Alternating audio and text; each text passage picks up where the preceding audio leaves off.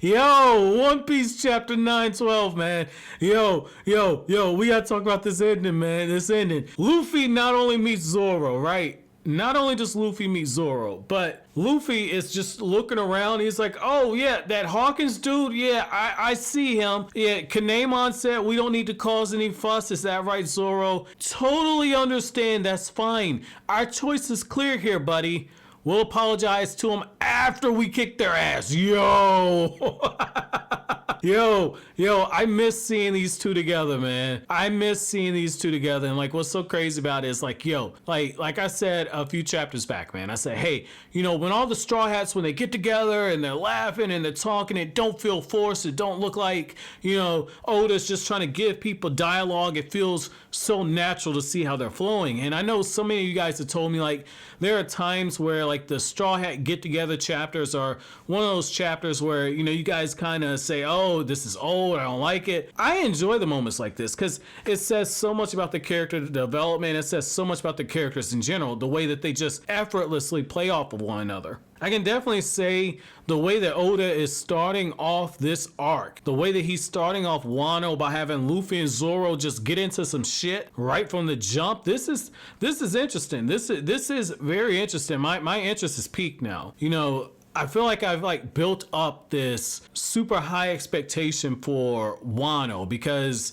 as I was reading the chapters and trying to get to this point, so many of you guys over on Kryptonia saying, and then here on this channel, like, hey, you really need to hurry up. You really need to get to Wano. And so my expectations are very high. I've seen some people say that, you know, Wano has the potential to be Marineford 2.0 in terms of the impact it has on the series. So I enjoyed Marineford a lot. Even though it was a short war, I enjoyed it a lot. So I have high expectations. I have very high expectations. But what I can say is that, you know, Oda continues with what I like to refer to as like he hits you with the heavy hand and the soft hand. In this chapter, it's heavy hand, soft hand, the heavy hand all over again. You know, the heavy hand is where you have the moment where Luffy's like, look, you know, Ace is dead. Like, Ace ain't coming back. And when Hitetsu says, like, you know, there should have been a better way to break this to Tama. There should have been a way better way to actually break it to her. And you saying it like this, you know, you have no tact, you have no civility, you can't play with this girl's emotions like this. But I get where Luffy's coming from, which is it's actually more cruel to make her believe that Ace is gonna one day show up and magically pop back up on the island. To give her that false hope like that, you're playing with her emotions, and that's not something that you do to somebody. So I get where Luffy's coming from. That's actually the mature thing to do, what Luffy just did there. And yet at the same time, I also understand the other side of the argument, which is, you know, you're playing with somebody's emotions by snatching the hope out of their hands. And so it's one of those things where, you know, it's kind of like that old saying, did the chicken come first or did the egg come first? Because in either instance, the girl's going to get her feelings hurt. I think Luffy, I'm siding with Luffy on this one, man. You know, it's better that Luffy be blunt because she's waited over 4 years for Ace to return. And now that Ace is dead, it's better that she hears it from somebody that has a relationship with Ace than to hear it from somebody else. And I think that Luffy doing it this way actually softened the blow. But what I can say, though, is that, you know, the soft hand, though, came when you find out this very heartwarming story of how Ace and Ace's crew that he had with, I believe it was the Blackbeard Pirates. No, the Ace and the crew that Ace had at the time.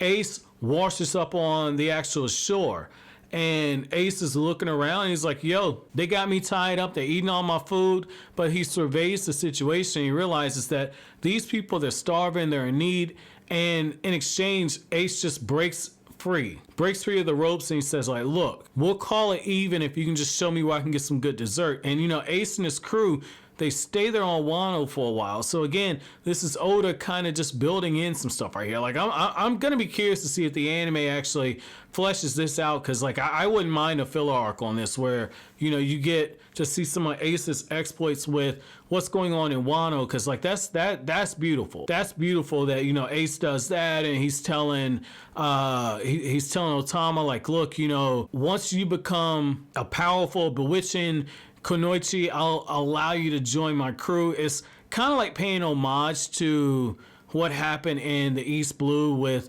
Luffy and Shanks during the Romance Dawn portion of the story, where you have it where Shanks is telling Luffy the same thing, and you know, it's almost like Oda's like kind of mirroring, like, hey, you know, East Blue was the first chapter, or excuse me, the first arc of the series, and now we're going into Wano, and this is signaling the ending of the series. Like, I can kind of see it, but you know, there's so much more to the story.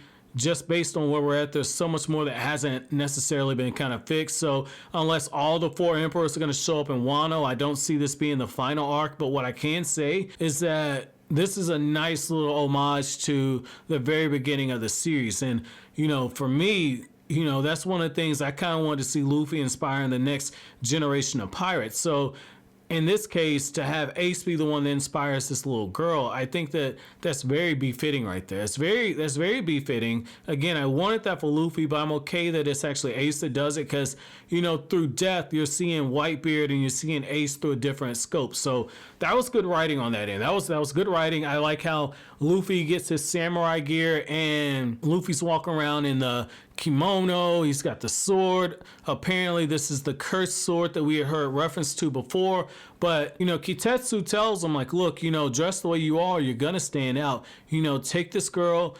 I can't go into the city, but take her, get her food, get her treatment from the doctors, and then just come back here. And what I like in this moment right here is that, you know, you see again just how much this little girl loved Ace, because the way that she's crying, that is beautiful. That is one of the purest forms of love that you can get right there. And that kind of goes back to what I said before, which is a child's love is irreplaceable. The way that Luffy loves Shanks and the way that this little girl loves Ace, it says so much.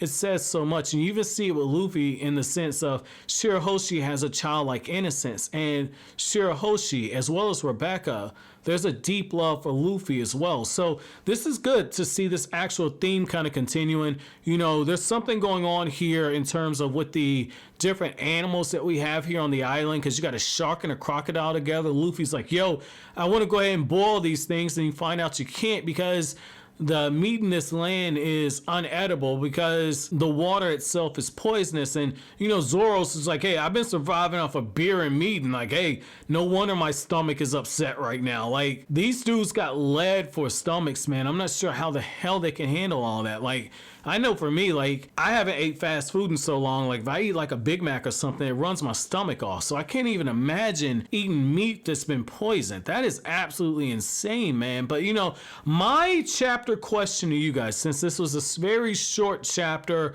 and a very to the point chapter, my question to you guys is, out of all the Straw Hats that have been separated because of the events of what happened when you got the Zou, where they broke up and one group went to Whole Cake Island and the other group went to Wano, my question is out of all the Straw Hats that have been separated, which of them do you want to see reunite the most? Was it Zoro and Luffy, or was there another Straw Hat pairing that you would love to see? Let me know down in the comment section below. But as always, guys, if you like anything I had to say, don't forget to comment, rate, subscribe, and share. Thank you so much for watching until then. Have an awesome day, guys.